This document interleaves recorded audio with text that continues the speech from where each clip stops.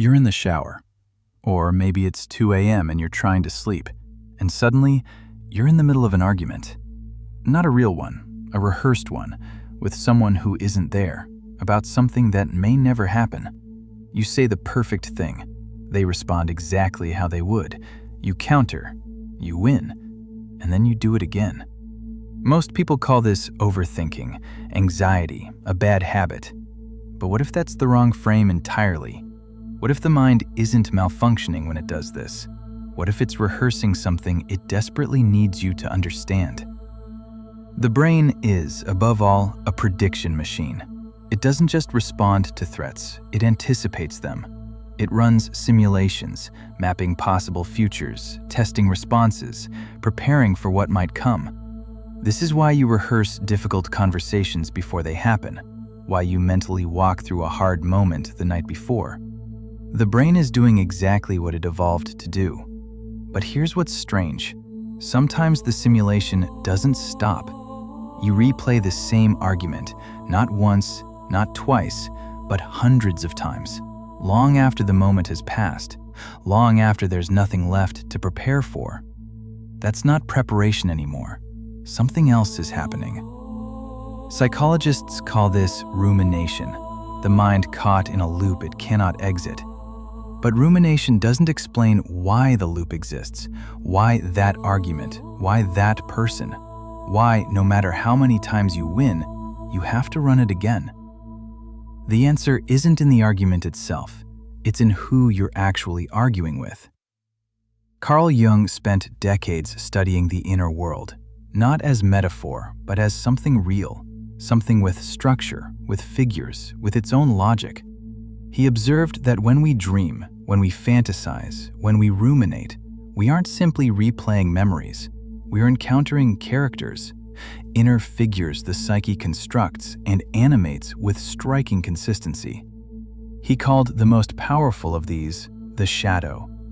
The shadow is not evil. It's not the darkness in you.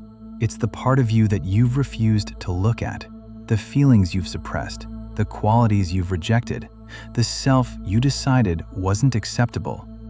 And because you refused to know it directly, it comes to you wearing someone else's face. The person you argue with in your head, the one who says exactly the wrong thing, who doesn't understand, who refuses to see your side, they are almost never just themselves. They are a screen. And what's being projected onto them is the part of you that also doesn't understand, that also refuses to listen, that also, somewhere, believes you might be wrong. Jung called this projection. We attribute to others what we cannot bear to acknowledge in ourselves. The imagined argument loops because it was never really an argument with them. It was always an argument with you. In the ancient Greek world, the oracle at Delphi bore a single inscription: know thyself. Not fix yourself, not improve yourself, simply know.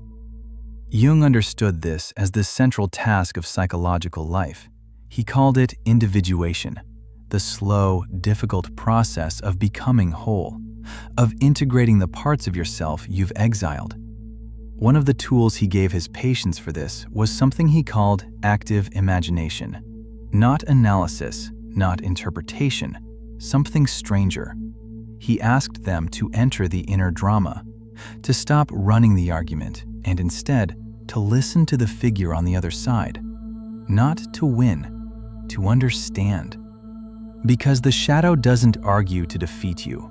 It argues because it has something you need. The next time you find yourself in the middle of a rehearsed argument, don't try to stop it. Don't try to win it.